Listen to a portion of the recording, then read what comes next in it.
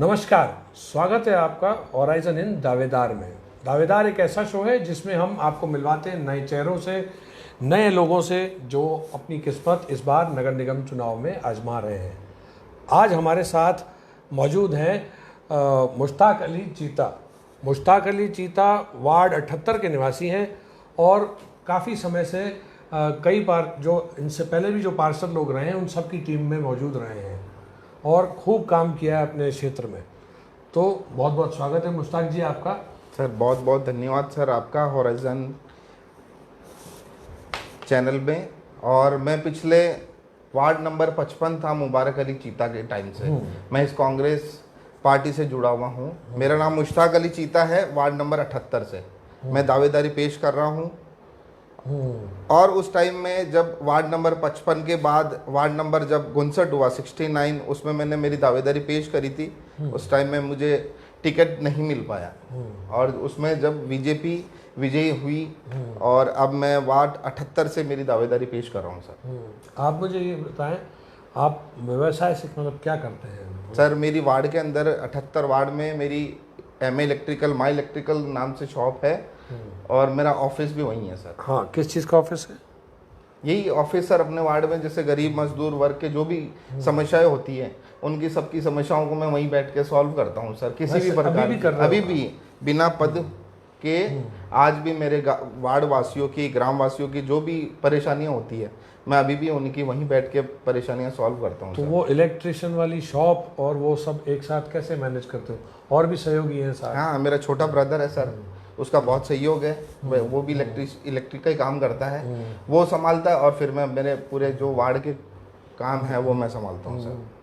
अच्छा, आपको ये नहीं लगता कि चुनाव में बहुत खर्चा होगा? पैसे कहाँ से आएंगे या चुनाव लड़ेंगे तो मतलब कैसे खर्चा करेंगे? मतलब आप कैसे ये योजना आपने बनाई है? ऐसा है कि सर जब वार्ड के अंदर जब मैंने लोगों से बात करी उन्होंने कहा सर आप टिकट लाओ, जीतने का हमारा काम है। अच्छा, जिताना हमारा काम है। है। लोगों का मेरा भरपूर समर्थन है, पूरे गांव का। उन्होंने कहा कि सर आप टिकट की कोशिश करें, आप टिकट ले आओ, जीताना हमारा काम है। आपको 1 रुपया खर्च करने की जरूरत नहीं वार्ड के अंदर। आप कौन से समाज से आते हैं? कौन? मुस्लिम ओबीसी सर। ओबीसी। और अभी सर जो लॉटरी में हमारे वार्ड 78 में ओबीसी सामान्य है सर। अच्छा, आप उस कैटेगरी को देख के भी आपको लगा कि आपके वहाँ व्यापक संपर्क के तौर पे आप मुझे बताओ कि आपके वार्ड में आपकी नज़र अभी पार्षद कौन था, निर्वर्तमान पार्षद? वीरेंद्र वालिया जी थे। अच्छा, वीरेंद्र वालिया वाले वार्ड में आपको क्या लगता है कि पिछले 5 साल में या जो भी जितना भी कार्यकाल आपके पिछले पार्षद वालिया जी का रहा, तो उसके बीच उसके दौरान ऐसा कौन सा अभी भी काम बाकी रह गया जो करना है, या मोटे तौर पे आपके वार्ड की सबसे बड़ी समस्या क्या है और उसको कैसे सॉल्व करेंगे आप, कैसे देखते हैं? जैसे वार्ड 78 में सर मेन मुख्य हमारी जो समस्या है सर वो ईदगाह कच्ची बस्ती। उसमें जैसे पट्टे जैसे हमारे पट्टे देने का काम है। और सर सबसे बड़ी जो समस्या है नाली और सड़क का सर। आज भी हमारे गांव में पूरा गांव माइनॉरिटी के होने के बावजूद बीजेपी सरकार जो पिछले रही है वो आज तक हमारे दरकिनार करती रही है सर। और जो आज सड़क नालियाँ साफ सफाई इसकी सबसे बड़ी समस्या है। और मेरा जो सर पहला मुद्दा है कि मैं मेरे गांव में एक डिस्पेंसरी के तौर पे डिस्पेंसरी लाना चाहता हूँ। और सफाई का सबसे ज़्यादा सफाई का ध्यान रखूँगा मैं। और हमारे जो नालियाँ हैं सड़क हैं इस तरीके से मैं मेरे वार्ड के अंदर। आपने पट्टों की समस्या बताई जी है ना, वार्ड में पट्टे नहीं है लोगों के पास जी, तो लोग क्या अधिकांश वैसे ही रह रहे हैं अभी सर बिना उसे कच्ची बस्ती के तौर पे रहना है सर। वो कितने एक लोग होंगे सर? ये करीबन 1000 से 1500 लोग हैं जो ईदगाह की ऊपर वाली बस्ती में रह रहे हैं सर। तो वहाँ पट्टे क्यों नहीं जारी हो रहे हैं लोगों को? ये सर सरकारी जमीन है तो इसी वजह से नहीं कर पा रहे हैं सर अभी। अब जैसे कैंप लगेंगे तो उस टाइम में हम रखेंगे, अगर मालिक ने चाहा तो, अगर पार्षद बन गए तो पट्टे भी वितरण कराएंगे सर। नहीं, ये जो सरकार ये पट्टे लेने की जो प्रक्रिया है जी, है ना, ये सरकारी प्रक्रिया है जी। तो वहाँ के लोग क्या इतने पढ़े लिखे लगते हैं आपको कि वो सरकारी कागज भर पाए या लोगों से मतलब अधिकारी वर्ग से कम्युनिकेट कर पाए? नहीं तो सर हम पट्टे लेने का प्रयास कर पाए ऐसा? पट्टे लेने के लिए सर फिर हम करवाएंगे उसको, आगे से आगे प्रक्रिया की जारी हम रखेंगे सर। आप उस प्रक्रिया से बिल्कुल बिल्कुल सर। तो आप वहाँ पे पहले भी करते आए वो कोशिश ऐसी या नहीं? करते आए ना सर कोशिश। कैसे कैंप लगा के? नहीं सर, अभी तो एक्चुअल में कैंप वगैरह का तो कोई सिलसिला हुआ ही नहीं सर अभी तक। तो मोटे तौर पे आपको आप ये कहना चाह रहे हैं कि अगर आप पार्षद बनते हैं तो जी लोगों सर। के इस चीज़ के लिए लड़ेंगे। और आपके पारिवारिक पृष्ठभूमि में मतलब क्या है, आप कितने सर भाई जैसे हैं? अभी कोविड-19 का जब ये दौर चल रहा था उसके अंदर जो खाद्य सामग्री, जो गरीब तबके के लोग, मजदूर तबके के जो लोग थे, उनको खाद्य सामग्री मैंने घर जाके 400 से 450 लोगों को लिस्ट बनाकर मैंने खुद ने मेरे हाथों से वितरण करवाई है सर। और जो सरकार के जो खाद्य सुरक्षा में जो 2 रुपये प्रति किलो गेहूं जो मिलता है, और उसके अंदर जो नहीं आ रहे थे मजदूर वर्ग के लोग, उनकी लिस्ट बनाई है। 10 किलो पर कैंडिडेट और 3 किलो दाल, ये मैंने मेरे वार्ड के अंदर 400 से 450 लोगों को मैंने मेरे हाथों से मैंने वितरण करवाई है सर अभी कोरोना महामारी में। अच्छा, तो वो सारे परिवार भी जुड़ा हुआ? बिल्कुल सर, बिल्कुल जुड़े हुए हैं सर ये। आप मुझे ये बताइए, आप किस पार्टी से उम्मीद है आपको टिकट की? कांग्रेस पार्टी से सर। कांग्रेस टिकट देती है तो आप लड़ोगे? जी सर, बिल्कुल लड़ेंगे सर। और अगर नहीं देती है तो आप कैसे रिएक्ट करोगे? मतलब आप फिर भी चुनाव लड़ेंगे? नहीं सर, फिर चुनाव नहीं, फिर आला कमान का सर आदेश उनको फॉलो करेंगे सर, जैसा उनका आदेश आता है तो फॉलो करेंगे सर। मतलब आपको पार्टी टिकट देती है तो चुनाव लड़ेंगे सर। चलिए, तो यह थे मुश्ताक अली चीता हमारे साथ वार्ड 78 से।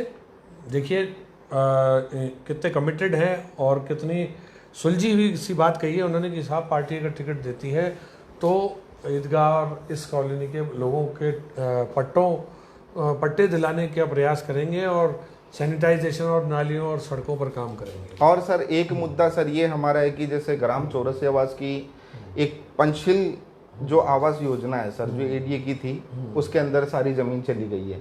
और दूसरी पृथ्वीराज नगर योजना में एक ही गांव की जमीनों में जो 2 स्कीम आई है सर, वैसे तो ये होता है कि ये 2 स्कीम लागू नहीं होती है, होने के बावजूद भी अगर ये 2 स्कीम लागू हुई है, हमारे जो गांव का जो आबादी का क्षेत्र है सर, वो अभी तक बढ़ाया नहीं गया सर। हमारे गांव में जो समस्या है कि लोगों को जैसे जैसे परिवार बढ़ता गया, जैसे जैसे लोग गांव से बाहर निकलते गए, लेकिन आज भी पृथ्वीराज नगर की जो योजना है वो हमारे घरों के ऊपर, हमारे गांव में जो मकानों के ऊपर आवासीय योजना कॉलोनी अभी स्वीकृत कर दी गई है सर।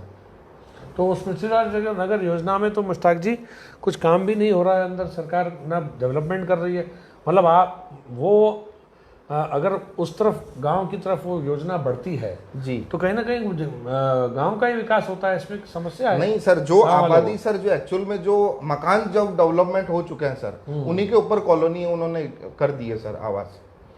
आपका कहने का मतलब है कि चौरसिया आवास गांव के लोगों की जमीन पर योजना काट दी गई है? जी, काट दी गई है, लेकिन उसके बदले में उनको जमीन मिली है सर। लेकिन जो मकान डेवलप हुए ना सर, उन मकानों के ऊपर उन्होंने कॉलोनियों को आवास कर चुके हैं सर।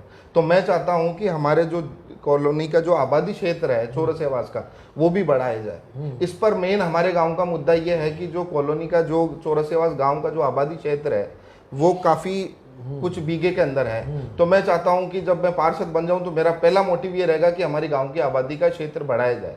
उससे क्या लाभ होगा गांव को, मुझे बताओ? उससे लाभ ये होगा कि सर जो मकान बना चुके हैं तो उसमें जैसे कोई गरीब आदमी जैसे अपने घर से ज़्यादा फैमिली होने की वजह से एक जगह से दूसरी जगह मकान बनाए, तो वो कॉलोनी उस पृथ्वीराज नगर योजना में आबादी क्षेत्र में आने के बाद जैसे वो तोड़ा फोड़ी नहीं कर सकते हैं सर ये। अच्छा। तो देखिए, नया विजन मिलता है, नए लोगों से बात करते हैं और जड़ तक जब जाते हैं तो समस्याएं सुनते हैं, लोगों तक आ रही हैं। अगर जिम्मेदार लोग यह मुश्ताक की बात सुन रहे हैं तो इस चीज़ पर वाकई ध्यान देने लायक बात है और ये ध्यान देने योग्य बात है। मैंने भी इतने लंबा जब से जर्नलिज्म कर रहे हैं, हमारे भी सामने ये चीज़ इतने सालों से कभी आई नहीं कि उन गांव वालों को इस चीज़ की भी तकलीफ हो सकती है कि उनकी ज़मीनें लेके अर्बन क्षेत्र नहीं बढ़ा, अर्बन इन्वेस्टमेंट ट्रस्ट उनकी ज़मीनें लेके योजनाएं बना रहा है, उनके आबादी क्षेत्र का दायरा नहीं बढ़ाया जा रहा है। तो ये बहुत अच्छा एक नया विज़न मुश्ताक भाई से बात करने के बाद मिला। फिर हम बहुत बहुत शुभकामनाएं मुश्ताक जी आपको, ईश्वर करे आप बहुत सफल हो और बहुत जल्द नगर निगम पहुंचो। फिर किसी नए दावेदार, फिर किसी नए वार्ड, फिर एक नई सोच से मिलेंगे। जय श्री कृष्ण।